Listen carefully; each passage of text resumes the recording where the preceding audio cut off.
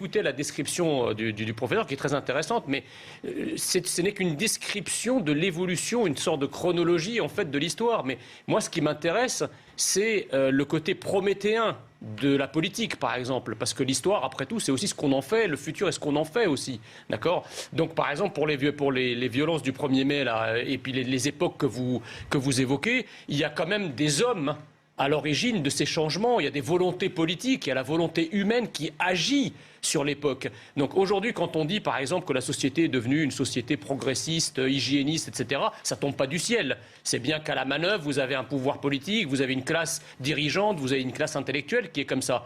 Et pour les violences du 1er mai, les violences de manière générale, les soulèvements actuels, il y a quelque chose de très intéressant, c'est que aujourd'hui, si un flic se fait tabasser ou se fait tuer, les forces de l'ordre vont pas tout casser. Or, si un Black Bloc se fait blesser ou se fait tuer, ou quelqu'un dans les cités, encore pire, se fait tuer ou se fait blesser, et là, vous avez effectivement des pré-révolutions qui cassent tout. Donc, le pouvoir en place préfère, à la limite, presque, que ce soit un policier qui tombe ou qui meurt, plutôt que ce soit le représentant d'une minorité, quelle qu'elle soit, qui soit en train de manifester, qui meurt, parce que là, les conséquences sont autrement. Quelle est la question ? Non, mais je ne pose pas de questions, je ne suis pas journaliste, moi je suis là pour commenter. Ah bon. Mais il est quand même arrivé.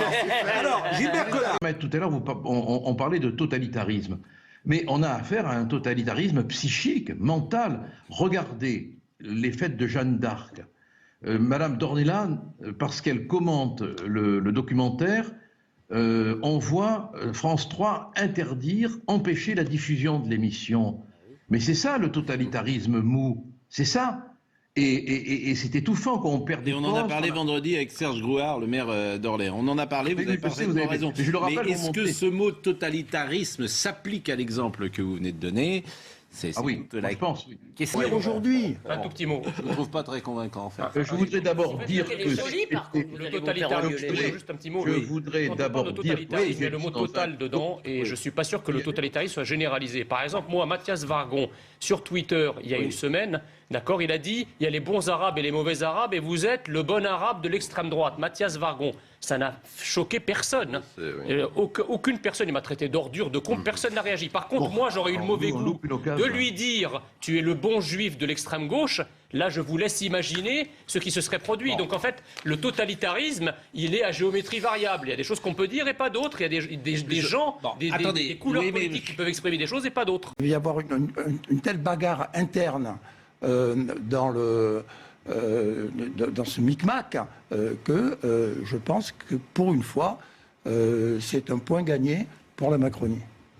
Oui, moi je pense que Jacques a raison. Je pense que oui, effectivement, c'est plutôt favorable à Emmanuel Macron, plus qu'aux Républicains. Ça, oui, parce que Macron rêve de fracturer les LR à l'occasion de ces élections territoriales. Tu piques des gens en face. Pour pouvoir affaiblir d'ailleurs son candidat à la présidentielle. Oui. Parce que c'est un jeu d'escalier. Tu piques des gens du camp d'en face. Aujourd'hui, effectivement, les LR... C'est beau pour le Front National.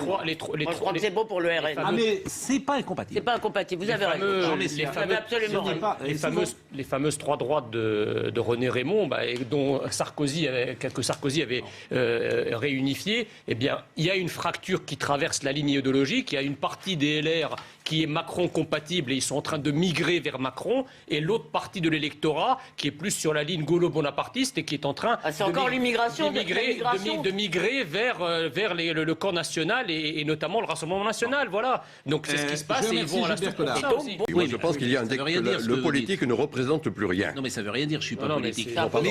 Messia, ça veut rien dire. Messia dit, voilà, les gens qui sont dans les cités ne veulent pas s'assimiler, sont en guerre contre nous, et c'est ce qu'ils disent. Et vous dites, c'est infantilisation, hygiénisation, etc. D'abord, je n'ai pas dit tous les gens, j'ai dit effectivement nous avons des problèmes avec certaines immigrations, mais le problème il est pas seulement migratoire ou identitaire, il est également économique, social. C'est un cocktail, si vous voulez, de causes qui nous amènent à cela. D'accord ? Et en face, on a effectivement, encore une fois, pour le côté prométhéen de la politique, nous avons un État qui ne répond pas à cela. C'est-à-dire qu'au lieu d'avoir une approche doctrinale du maintien de l'ordre qui soit au-delà des mots, on a une approche lacrymale. C'est-à-dire, on dit, les pauvres petits, si on tire, il va y avoir un blessé, etc. Donc je pense que ce qui se passe, ça va... Et on a raison, attendez. Important de dire qu'on ne tire pas Attendez, je crois que... Non, mais je n'ai pas la même analyse que vous, moi. Parce que moi, je ne peux pas laisser dire sur un plateau de télévision qu'il faut tirer... Je dis simplement que si l'État renonce, et on l'a dit 1000 fois, à son monopole de la violence légitime, c'est-à-dire que quand l'État est attaqué, l'État doit répondre. Oui. Ce qui se passe à Valence, ça ne se passait pas dans ce genre de ville il y a encore 20 ans. Au départ, ce genre de problème était limité à la région parisienne ou dans les grandes villes. Ça fait tache d'huile, ça se répand partout, même dans les petites villes.